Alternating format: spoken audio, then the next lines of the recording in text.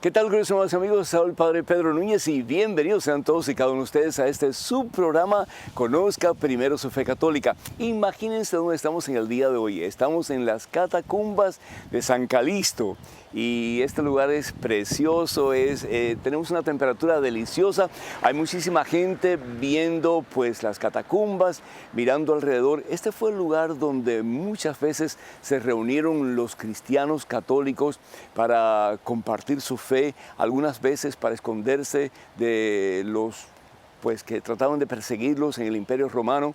Y aquí fue el lugar donde se oró mucho y se pidió mucho al Señor para que la fe en nuestro Señor Jesucristo se pudiera llevar hasta los confines de la tierra. Estamos cerca de la ciudad de Roma y aquí pues se respira un olor a santidad especial. Muchos de los que estuvieron aquí en este lugar finalmente fueron martirizados por la fe. Muchos fueron al Circo de Nerón, que hoy día es donde se encuentra la plaza de la Basílica de San Pedro, y también pues fueron martirizados por la fe. Y qué hermoso si nosotros algún día pudiéramos decir, tú y yo, si pudiéramos decir de todo corazón, yo quiero vivir para Cristo. Y si el Señor pues permite que yo muera por la fe, yo quisiera morir por la fe, para que Cristo sea glorificado y sea exaltado. A mí me llama muchísimo la atención y como ustedes ven, pues hoy no tengo la Biblia, me siento un poquito inseguro. Yo digo a veces que el que no tiene Biblia cuando va a un evento donde se proclama la palabra de Dios es como el que no tiene calzones. Es decir, necesitamos lo más importante de nuestra vida, que es la palabra de Dios, para poderla entender, para poderla recibir, para poderla hacer nuestra, la palabra de Jesús. Sin embargo, hoy día pues yo no tengo la Biblia. Se me quedó desafortunadamente en el autobús donde están los hermanos peregrinos haciendo este viaje conmigo, y allí se quedó. Pero yo sí me acuerdo un pasaje muy especial de la Santa Biblia, y es después de Pentecostés, precisamente cuando los apóstoles de Jesús reciben la fuerza, la presencia, el gozo, el poder del Espíritu Santo de Dios. Comienzan no solamente a levantarse de su inercia espiritual, comienzan no solamente a salir de su inseguridad y de su miedo, pero empiezan a predicar la palabra de Dios. Y nos dice el libro de los Hechos de los Apóstoles, en el capítulo 2, que Pedro, uno de los que estaban en el día de Pentecostés y que recibió presencia del Espíritu Santo, se va y comienza a predicar, y la gente que lo escucha se conmueve de tal manera, dice la palabra de Dios, que en esa misma tarde, cuando Pedro predica, 3,000 personas, imagínense ustedes, 3,000 personas abrazan la fe en el Señor. Esto es muy difícil, hermanos. Podemos decir, bueno, pues 3,000 personas se convierten a Jesucristo. Hoy día estamos en el siglo XXI, pues está bien. No, pero en aquellos tiempos era muy difícil aceptar que Jesús era el Señor. Muchísimos judíos que estaban esperando la venida del Mesías no aceptaron a Jesucristo como Señor. Más aún, fueron los que dijeron, crucifíquenlo, crucifíquenlo. ¿Por qué? Porque Jesús se igualaba a Dios. En el Evangelio según San Juan, capítulo 10, versículo 19, Jesús dice, el que me ve a mí, ve al Padre, porque el Padre y yo somos la misma cosa. Cuando crucifican a Jesús, lo están crucificando no por bueno, no por haber hecho cosas maravillosas, no por haber hecho milagros, no por haber ni siquiera trabajado el día del sábado, pero lo crucifican ¿por qué? Por haberse igualado a Dios. Para los judíos la fe monoteísta era importantísima. Y Jesús no está diciendo que Él es otro Dios.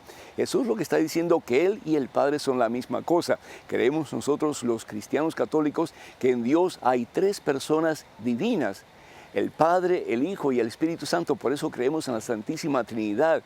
Pero sin embargo, un solo Dios verdadero. Y cuando Pedro comienza a predicar de Jesucristo, que Jesús es Dios y que Jesús es el enviado del Padre y que Jesús quiere salvarnos y que Jesús quiere llevarnos a la presencia del mismo Padre, que Jesús quiere darnos su gloria, que Jesús quiere darnos todo porque nos ama y lo ha dado todo hasta la última gota de su sangre, aquellas personas se conmovieron en lo profundo de su ser y querían conocer ese Jesús del cual San Pablo les estaba hablando.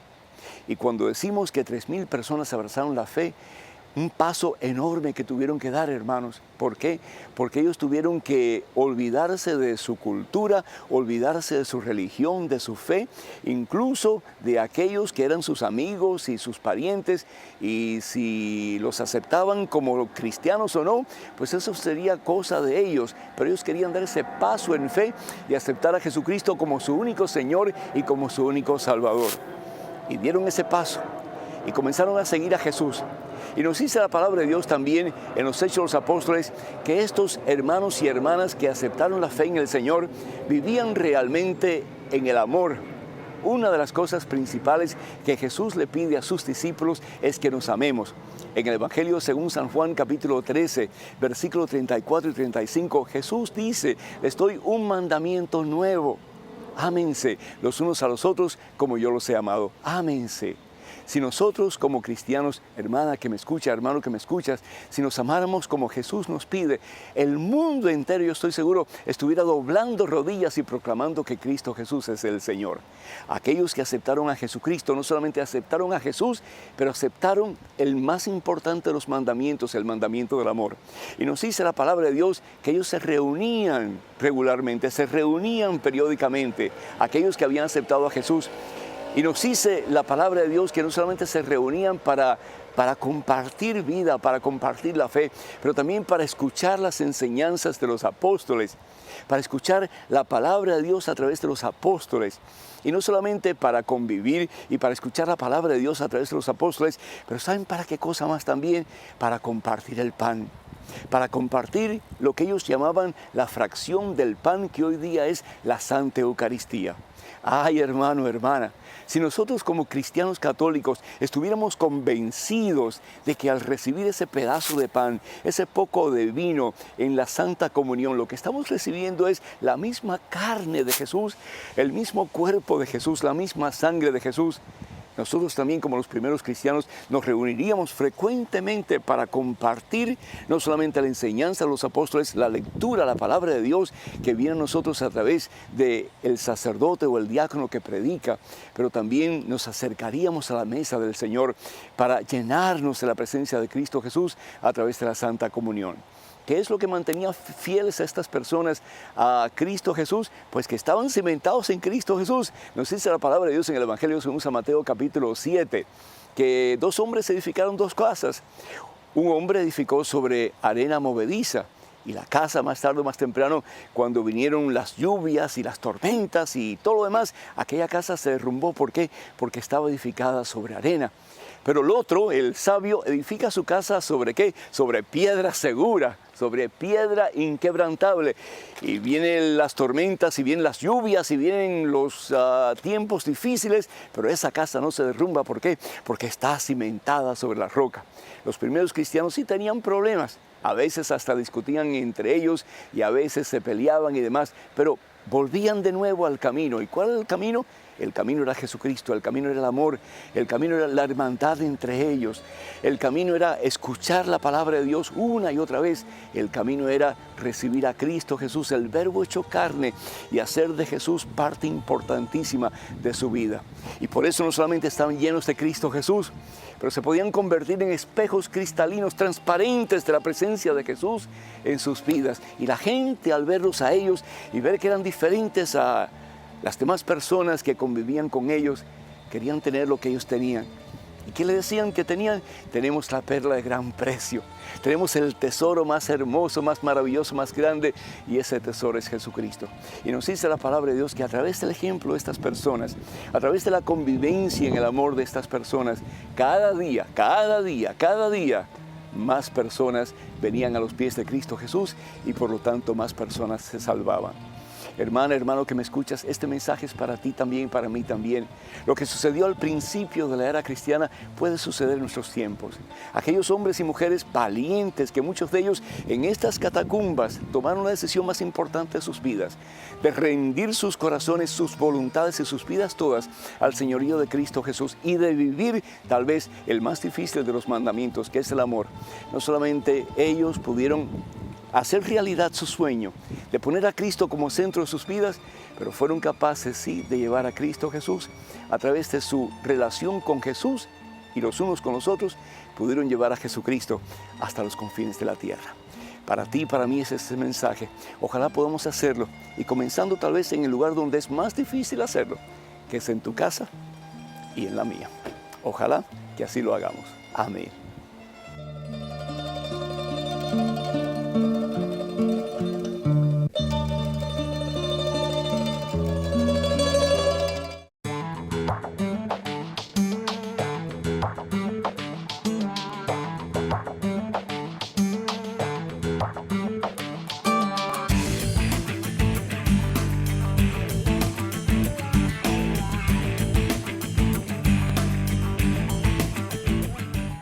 Padre Pedro, ¿por qué se persiguió a la Iglesia Católica durante el Imperio Romano? Y estamos de regreso, hermanas y hermanos, en este su programa Conozca Primero su Fe Católica. Soy el Padre Pedro Núñez y bienvenidos. Y hoy estamos en un lugar muy especial, como dije anteriormente, estamos en el lugar de la catacumba, las catacumbas de San Calixto. Y era el lugar donde las personas cristianas se reunían para compartir su fe y a veces sí, hasta para guarecerse de las autoridades romanas. Porque hubo un tiempo en que estuvieron perseguidas y como hace esa pregunta, ¿verdad? Hubo persecución de la iglesia desde su comienzo prácticamente. Y la pregunta sería, ¿y por qué? ¿Por qué esa persecución? Pues ¿saben por qué? Porque los cristianos desde el principio tomaron la decisión de no tener más dioses que Jesucristo. Jesús, el Hijo de Dios, era para ellos el único verdadero Dios. No había otro Dios fuera de Jesús. Estaban en una situación donde el Imperio Romano gobernaba a todo Israel. Y no solamente Israel, pero muchísimos otros países también. Y todos los países, todos los pueblos, con excepción de los judíos, tenían que rendirle tributo al César y además de eso, pues tenían que ofrecer ofrendas a los dioses romanos. Los judíos no le ofrecían ningún tipo de ofrenda a los dioses romanos, ni tampoco le hacían tributos especiales a los césares como si fueran semidioses. Los cristianos, que la mayoría de ellos salen del extracto judío, pues tampoco quieren rendirle tributo a César y tampoco quieren ofrendar a los dioses falsos, pues sabemos perfectamente bien que eso es un pecado serio, un pecado mortal. Al no hacerlo, esto crea como una especie de revolución interna dentro del gobierno de Roma y los judíos que desafortunadamente pues también habían ayudado para que Cristo Jesús fuera crucificado, también comienzan a quejarse a las autoridades del Imperio Romano. ¿Para qué? Para acallar, para aplastar a los cristianos que están creciendo con más y con más fuerza. ¿Qué es lo que sucede como resultado?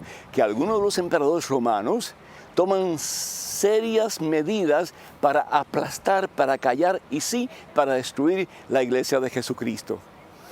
No solamente los que estaban a cargo del Imperio Romano, pero también algunos judíos, incluyendo a Pablo. Pablo, que conocíamos como Saulo de Tarso, era un gran perseguidor de la iglesia de Jesucristo. Y tanto así que Saulo estaba presente cuando el martirio del primer cristiano, es decir, Esteban. Y Saulo presenció todo el martirio y vio cuando lo tiraban piedras y cuando le tiraban rocas a Esteban. Y sin embargo Esteban pues pidiendo perdón por esta gente que lo estaban matando. Y sabemos bien que después lo que sucede es que Saulo va hacia Damasco para seguir persiguiendo la iglesia de Jesucristo. Pero ¿qué es lo que pasa como resultado? Él tiene una gran visión.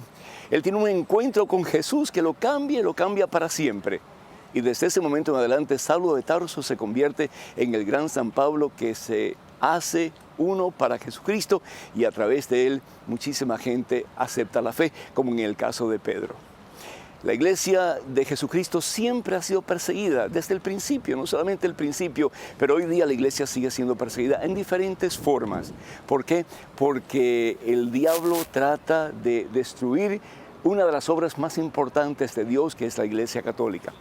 El diablo quiere destruir tres cosas, hermano, hermana que me escuchas. Una de ellas es tu persona, otra es el matrimonio, tu familia, y la tercera, sin lugar a dudas, es la iglesia. Pero tenemos una promesa del Señor, y la promesa del Señor es que los poderes del infierno jamás la podrán vencer. ¿Por qué? Porque si bien es cierto que Satanás odia a la iglesia de Jesucristo, también es cierto que es voluntad de Dios que esta iglesia se mantenga hasta el fin de los tiempos, predicando y proclamando que solamente en Cristo Jesús hay verdadera victoria, hay verdadera paz y hay salvación eterna.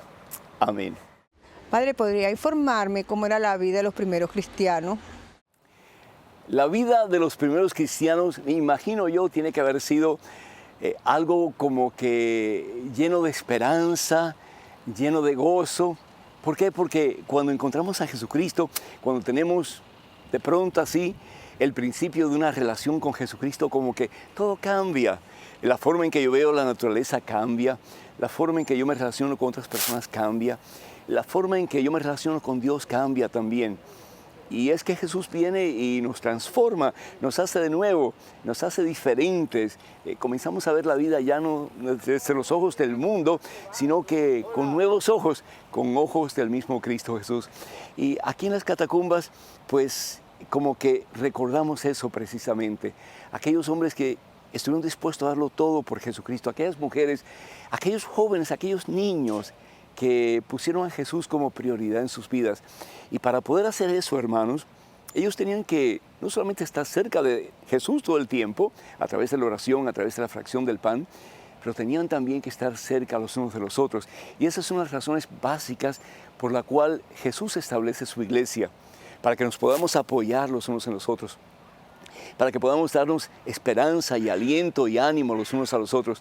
Hay veces, yo estoy seguro en la vida tuya, en que tú te has sentido así como que ya sin fuerzas para seguir adelante, pero viene una persona de fe y te anima y te levanta de tu dolor, de tu soledad, de tu vacío, y comienzas a tener como que fuerzas nuevas para seguir adelante. Y eso es precisamente lo que aquellos hombres y mujeres y jóvenes y niños experimentaban, que no estaban solos. Y especialmente en los momentos de persecución, en los momentos en que sentían miedo, en los momentos en que se preguntaban si realmente habían tomado la decisión correcta de aceptar a Jesús como Señor, como Salvador de sus vidas, pues se apoyaban los unos a los otros. Y nos dice la palabra de Dios algo muy hermoso. Y benditos a Dios, ya tengo mi Biblia, hermanos, ya la tengo. Qué hermoso el saber que uno tiene ya la palabra de Dios, ¿verdad? Que mi compañera está conmigo y puedo referirme a ella. Ojalá que ustedes también tengan ese deseo en sus vidas de sentir que la palabra de Dios es compañera, es amiga de verdad. Y que aquí cuando leemos esta palabra estamos leyendo la misma palabra de Dios. ¿Y qué es lo que nos dice la palabra de Dios acerca de los primeros cristianos? Dice, fíjense qué cosa tan interesante, la multitud de los fieles tenía un solo corazón. La multitud, ya eran montones. Aquí en los Hechos de los Apóstoles capítulo 4, versículo 32 en adelante, la multitud de los fieles, y comenzaron 12, ¿verdad? Y uno de ellos pues traicionó a Jesús, Judas. Tenían un solo corazón y una sola alma. Nadie consideraba como propios sus bienes, sino que todo lo que tenían lo tenían en común. ¡Qué hermoso! Eso es el amor de verdad puesto en práctica, ¿verdad? Hoy día las guerras, las contiendas, las peleas son resultado de que, no, esto es mío, no, esto es mío, esto es mío. Esto era lo contrario. Se amaban tanto que lo que era de uno era del otro. Y eso no quería decir que nadie tenía nada, no. Podían tener sus bienes, sin lugar a dudas. Pero el corazón generoso que Jesucristo nos da cuando lo conocemos, nos hace compartir de lo que tenemos con nuestros hermanos. Ellos hacían eso. Los apóstoles daban testimonio de la resurrección del Señor Jesús. Y lo hacían con gran poder. No lo hacían como que, hermanos, déjenme contarles que Jesucristo está vivo.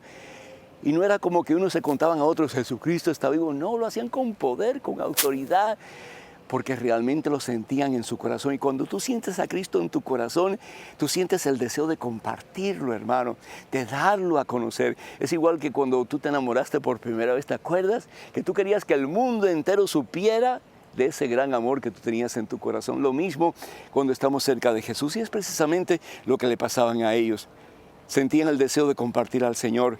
Y dice la palabra de Dios que entre ellos ninguno sufría necesidad,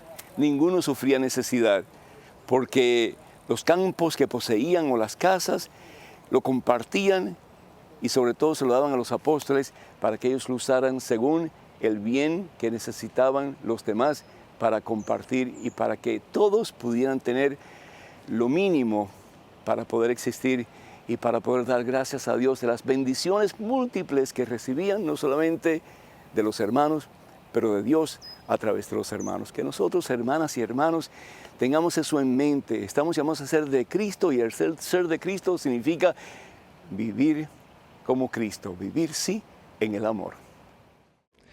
Padre Pedro, me gustaría preguntarle, desde el principio ya existían los obispos y sacerdotes como los conocemos ahora. Incluso he escuchado que algunas vestimentas litúrgicas se asemejan a las que utilizaban los sacerdotes egipcios. ¿Es eso cierto? Pues qué bueno que estén preguntando ese tipo de preguntas, Cuando hablamos de la jerarquía de la iglesia, casi desde el principio, hermanos, si no desde el principio, ya había una jerarquía establecida. Y es Jesús realmente quien establece esa jerarquía. Pues seleccionando, eligiendo al primer papa de la iglesia, que fue Pedro. Y por cierto, pues en estos días hemos estado visitando la Basílica de San Pedro, fuimos a la tumba de San Pedro y aquí nos encontramos, como dije anteriormente, en las catacumbas de San Calixto, donde muchas veces los cristianos primitivos se reunieron para compartir la fe. La palabra de Dios, la Santa Biblia, nos habla de la estructura que hoy día tenemos, que existía en aquellos tiempos cuando San Pablo le escribe a Tito especialmente. ¿Y qué es lo que San Pablo le dice a Tito? En referencia de los presbíteros o sacerdotes, los obispos y los diáconos.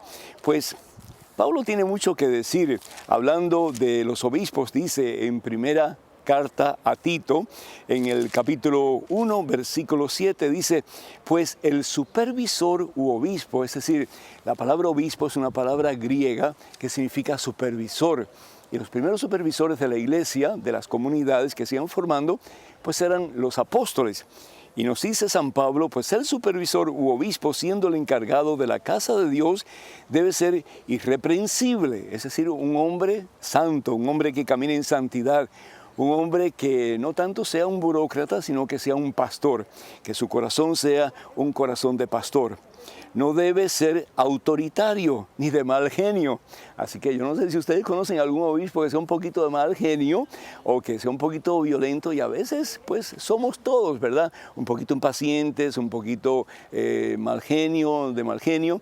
Pues está bueno que se le lea este pedacito de la palabra de Dios para que recapacitemos, porque todos podemos ser un poquito mejor.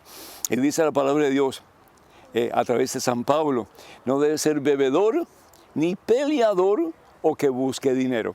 Es importantísimo, ¿verdad? Yo creo que toda persona que va a ser ordenado obispo debe leer este pasaje una y varias veces más. Y hablando precisamente de los sacerdotes, la palabra de Dios nos dice acerca de los sacerdotes, deben ser hombres intachables. La carta de San Pablo a Tito, versículo 6, deben ser hombres intachables, casados una sola vez. Y aquí es donde muchas personas dicen, pero entonces los sacerdotes se casaron.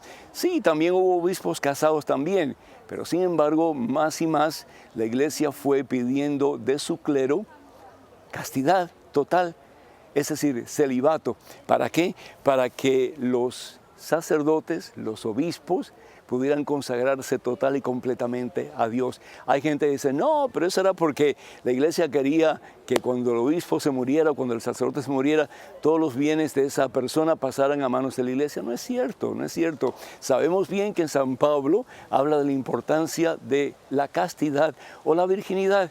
En la primera carta de San Pablo a los Corintios, capítulo 7, habla precisamente acerca de eso. Dice San Pablo, yo lo quisiera ver libres a ustedes. ¿Libre de qué? Libres de ataduras. No que el matrimonio sea malo, por el contrario, el matrimonio es voluntad de Dios para muchas personas. Pero si bien es cierto que el matrimonio es voluntad de Dios para muchas personas, también el celibato lo es. Y tanto así que la palabra de Dios lo dice. Y si ustedes me permiten un momentito, yo quisiera sacar aquí el pasaje donde lo dice, acerca de la importancia de la virginidad o el celibato. Dice, yo los quisiera ver libres a ustedes de todas preocupaciones. Primera carta de San Pablo a los Corintios, capítulo 7, versículo 32. El que no se ha casado se preocupa de las cosas del Señor y de cómo agradarle. No es así con el casado, pues se preocupa de las cosas del mundo y de cómo agradar a su esposa y está dividido. Finalmente San Pablo dice en el versículo 38, así pues, el que se casa obra bien y el que no se casa obra mejor. También lo mismo con los diáconos. Si nosotros vamos a los Hechos de los Apóstoles, que es el libro realmente de la iglesia primitiva, vemos en el capítulo 6 la elección de aquellos que el Señor pide que se escogen, que son 7, que van a ser los primeros diáconos de la iglesia. Y dice la palabra de Dios, los 12 reunieron la asamblea, es decir, los apóstoles de discípulos, y les dijeron, no es correcto que nosotros descuidemos la palabra de Dios por hacernos cargo del servicio. Y por lo tanto escogieron a 7, y aquí dan los nombres. Y finalmente dice, se los presentaron a los apóstoles, quienes impusieron manos y quedaron ordenados para gracia a Dios. Hay 3 ministerios en la iglesia que son ministerios ordenados. El primer ministerio es el ministerio del obispo. El obispo es ordenado y es enviado pues a supervisar una comunidad local que es la iglesia local. El otro es el sacerdote, que es ordenado, ¿para qué? Para hacer extensión del obispo, que es sucesor de los apóstoles. Y finalmente el diácono, que se dedica supuestamente a la prédica y también al cuidado de caridad, ayudar a las personas necesitadas. Y en lo que se refiere a las vestimentas de los sacerdotes, tenemos que recordar que los judíos, los hebreos, vienen de Egipto y toman muchísimas tradiciones del pueblo egipcio, y entre ellas pues también me imagino yo que algunos ornamentos son parecidos a los de los egipcios, pero tenemos que tener muy en cuenta también que las vestimentas cristianas de los sacerdotes especialmente pues son diferentes en su mayoría porque tienen simbolismos diferentes. Así que algún día tal vez explicaremos eso, pero yo creo que por el momento ya eso es lo más necesario y lo más importante. Qué bueno.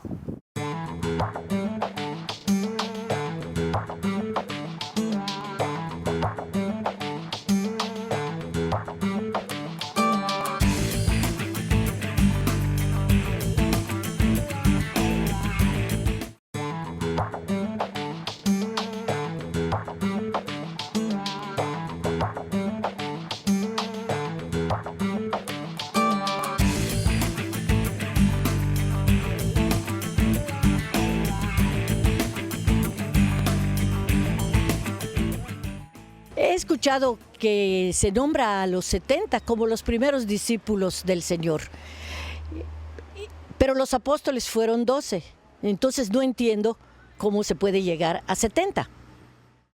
Gracias por la pregunta. Y Jesús escoge primero que todo a 12, y eso lo encontramos en el Evangelio según San Mateo, capítulo 10, y va llamando a cada uno de ellos por nombre. Pero recordemos que la fe cristiana es una fe o una religión proselitista. Estamos en el negocio de salvar almas para Jesucristo. Estamos en el negocio de buscar hombres y mujeres y llevarlos a los pies de Jesús. Jesús no se conforma con los 12. Jesús sigue invitando a otras personas, y vemos en la Biblia como Jesús pues invita a 72 para que vayan al mundo y para que hagan el trabajo que hicieron y que siguen haciendo en ese tiempo los discípulos más importantes de Jesús, que son los apóstoles. Y ellos van precisamente a proclamar a Cristo Jesús, a invitar a otros a acercarse a Cristo Jesús. Es la misión de Juan Bautista que señala, ahí está el Cordero de Dios que quita el pecado del mundo. Y recordamos en la Santa Biblia cómo Andrés invita a su hermano, a Simón Barjona, es decir, al que se va a llamar y vamos a conocer con el nombre de Pedro, el primer papa de la iglesia. Entonces estamos llamados precisamente a eso, en el nombre del Señor Jesús, a invitar a otros para que ellos también conozcan lo que nosotros conocemos, que es al Rey de Reyes y Señor de Señores, que es Jesucristo. Vemos, por ejemplo, como en el Evangelio según San Mateo, capítulo 28, versículo 20, ¿qué es lo que Jesús le dice a sus discípulos? Le dice, vayan y hagan discípulos, ¿de qué? De todas las naciones. Vayan y hagan discípulos de todas las naciones. Lo que yo les he enseñado a ustedes, lo que yo he compartido con ustedes, lo que ustedes han visto en mí, las maravillas que ustedes han experimentado y han vivido, ustedes vayan a otras personas y comuníquenle esta buena nueva. ¿Para qué? Para que ellos tengan la oportunidad de conocer a ese que es el único que salva, el único que libera, el único que restaura y da vida plena, que al fin y al cabo soy yo, es Jesucristo, ¿verdad? Jesús viene ¿para qué? Para establecer su iglesia. Y la iglesia está compuesta de hombres y mujeres que creyendo en Jesucristo y que estando dispuestos a dar la vida por Jesús, van al mundo para proclamar la buena nueva, que Jesucristo está vivo, que en Cristo Jesús hay victoria y que con Cristo hay salvación y vida eterna. Padre Pedro, ¿qué sucedió en Pentecostés? Si los apóstoles eran incultos y temerosos, ¿cómo que se volvieron inteligentes y hasta hablaban otros idiomas que no conocían? Es que el Espíritu Santo los transformó en otras personas que sí tenían esos dones.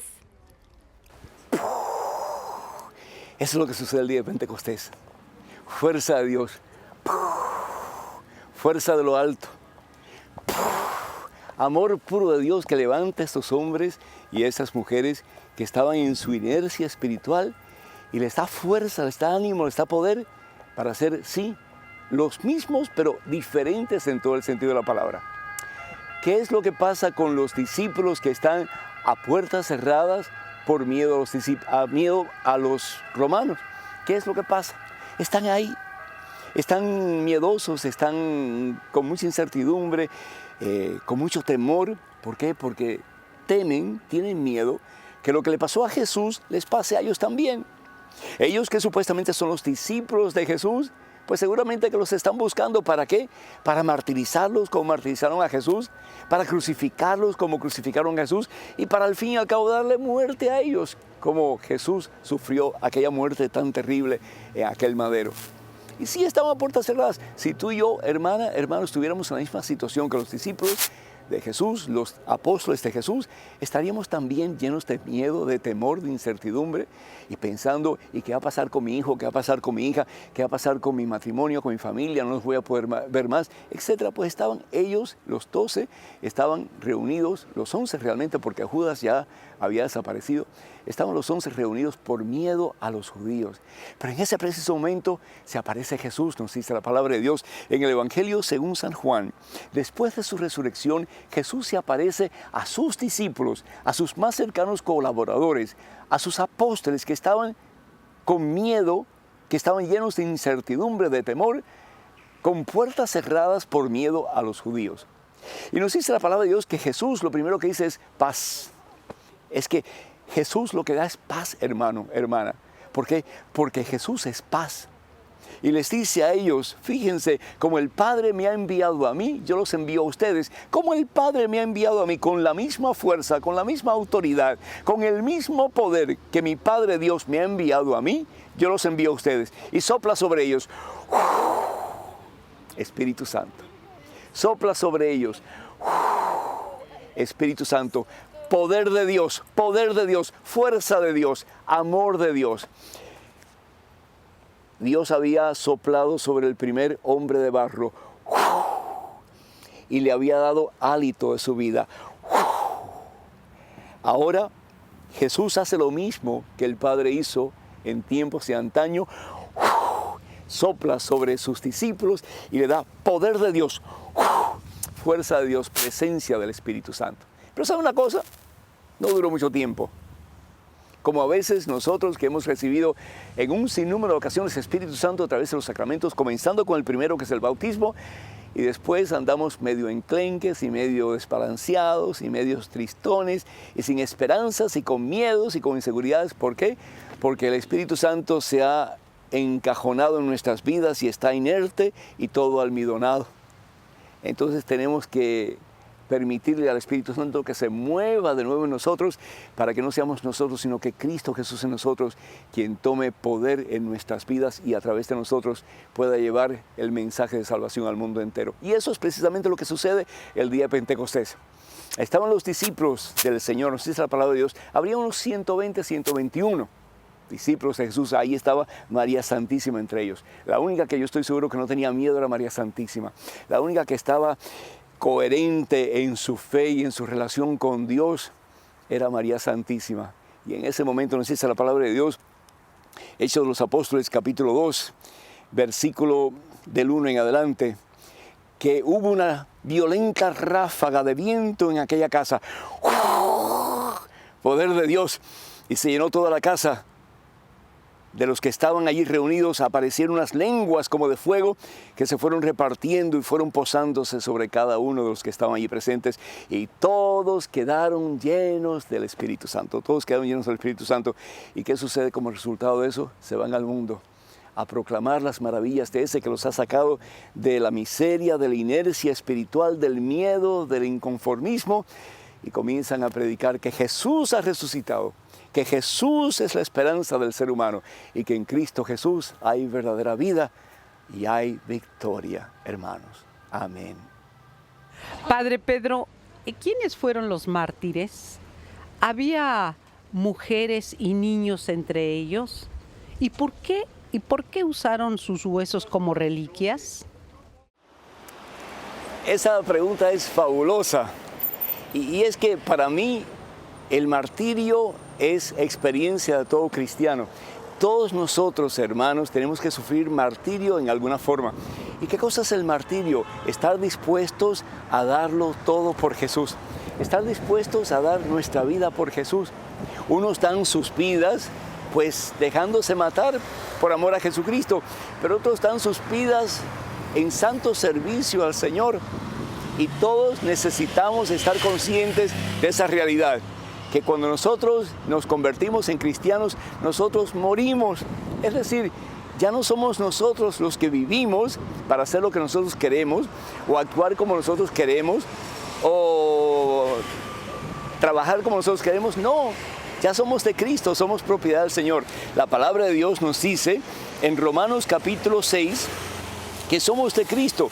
Al haber sido injertados en Cristo Jesús por el bautismo, le pertenecemos a Cristo.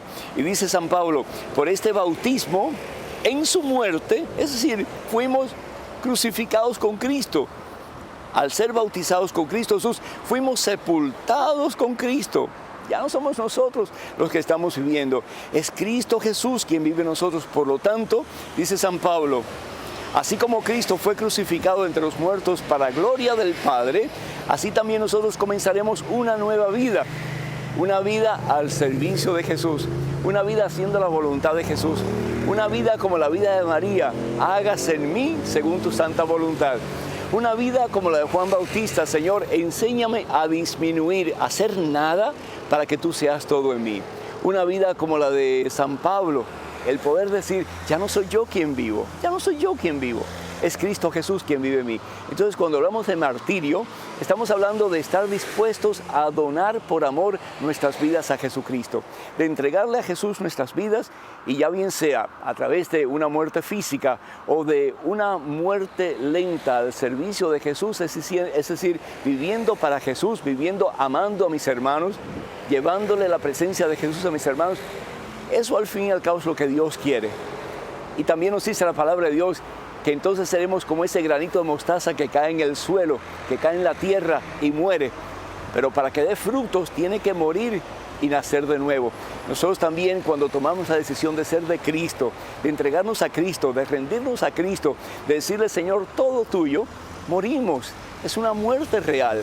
Nos convertimos en mártires del Señor. ¿Para qué? Para que Cristo Jesús comience a actuar en nosotros, comience a liberarnos de todas nuestras ataduras, de todos nuestros vicios, de todos nuestros pecados, y a medida que Él va limpiando en nosotros y haciendo de nosotros ese hombre nuevo, que al fin y al cabo es imagen y semejanza de Él, entonces Él te va a usar a ti, me va a usar a mí con más poder y con más fuerza. ¿Para qué? Para llevar su presencia, su sanación, su palabra, su paz, su amor, su salvación a muchas otras personas. Imagínense los primeros cristianos, como ellos, unos cuantos nada más, un puñado de cristianos, como se dice, pudieron cambiar al mundo de aquel entonces para Jesucristo. Nosotros hoy día, hermanas y hermanos, somos más de 1 billón de católicos, sin contar los hermanos protestantes y evangélicos. ¿Se imaginan ustedes si cada uno de nosotros, de ese billón de católicos cristianos, nos comprometiéramos de verdad a ser mártires de Jesucristo, a vivir ya no para nosotros, sino que para Cristo Jesús, amando a Cristo Jesús por encima de todo? ¿Y qué significa amar a Cristo Jesús? Dice el Señor Jesús en el Evangelio según San Juan, hacer su voluntad, estar dispuestos a vivir sometidos a sus mandamientos, estar dispuestos a vivir sometidos al señorío de Jesús. Los hermanos protestantes y evangélicos dicen que si aceptamos a Jesús como Señor y Salvador, somos salvos. Ellos tienen una cierta razón. ¿Por qué? Porque dice San Pablo en la carta a los Romanos capítulo 10, versículo 9, que si nosotros aceptamos a Jesús y lo proclamamos Señor, vamos a ser salvos. San Pablo dice, somos salvos inmediatamente, vamos a ser salvos. Pero para ser salvos, dice el Señor Jesús en el Evangelio según San Mateo capítulo 24, versículo 13, tenemos que perseverar hasta el final. ¿Y perseverar cómo? Haciendo en todo momento la santa voluntad de Jesús, muriendo nosotros mismos. ¿Para qué? Para que sea Cristo quien vive en ti y quien vive en mí. Eso es el martirio. Ya no yo, Señor, sino que tú en mí, tú conmigo, tú a través de mí obrando y para siempre. Así sea. Amén.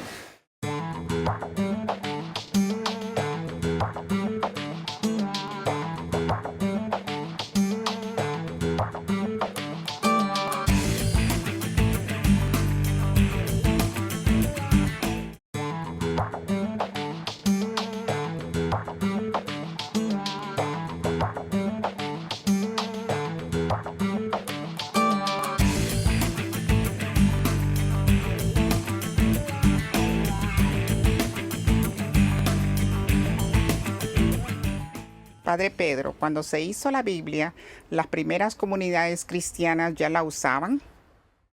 Fabulosa pregunta. Y me gusta sobre todo porque ustedes se interesan en conocer más profundamente la palabra de Dios, la Biblia. Primero que todo, ¿qué es la Biblia? Si alguien te preguntara que no conoce a Jesús, ¿qué es la Biblia? ¿Qué tú le responderías? ¿Sabes qué es la Biblia? La Biblia es el diario de fe de la iglesia. La Biblia es el diario de fe de la iglesia y por lo tanto solamente la iglesia tiene la autoridad del mismo Dios, el poder del mismo Dios para interpretarla.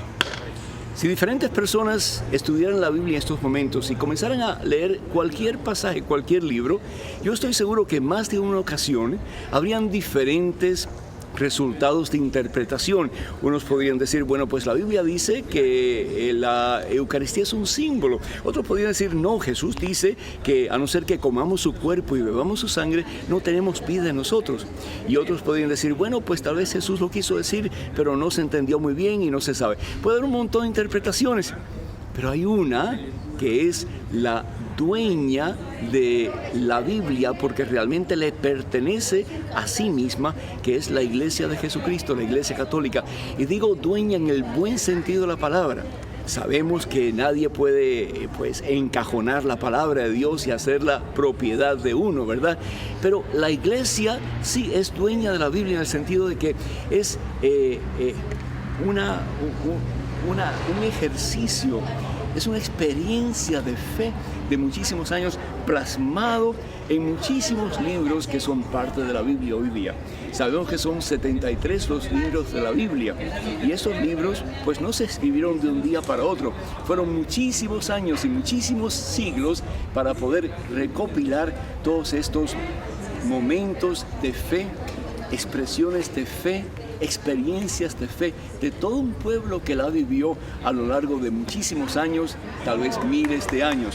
Lo que sí sabemos, una cosa muy importante, que todos los libros que aparecen en la Biblia son inspirados por Dios, es decir, pertenecen al canon de lo que conocemos hoy día como la Biblia, que es palabra de Dios, palabra inspirada por Dios. Y como nosotros sabemos que la Biblia, que la Santa Biblia, que las Sagradas Escrituras son palabra de Dios, porque en ninguna parte de este sagrado libro se dice, en ninguna parte, que esto es palabra de Dios. ¿Cómo lo sabemos? ¿Saben cómo lo sabemos? Porque la Iglesia Católica desde su principio ha proclamado, ha enseñado, ha dicho que esto es palabra de Dios.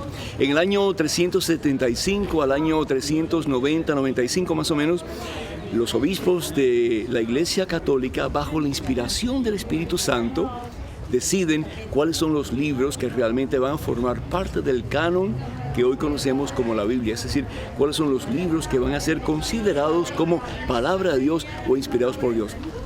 En parte porque la Iglesia quería tener este tesoro reunido en un libro que hoy conocemos la Biblia, y por otra razón porque había muchísimas herejías, había muchísimas doctrinas flotando en aquel entonces, había muchísimas enseñanzas y la Iglesia Católica como madre y maestra quería estar segura de que ese diario de fe, esa expresión de fe, esa palabra viva, esa palabra inspirada por Dios que conocemos hoy día como la Biblia, se pusiera en un solo contexto, en un solo libro, para que pudiera enseñar la Iglesia a multitudes en esas generaciones y hasta el fin de los tiempos.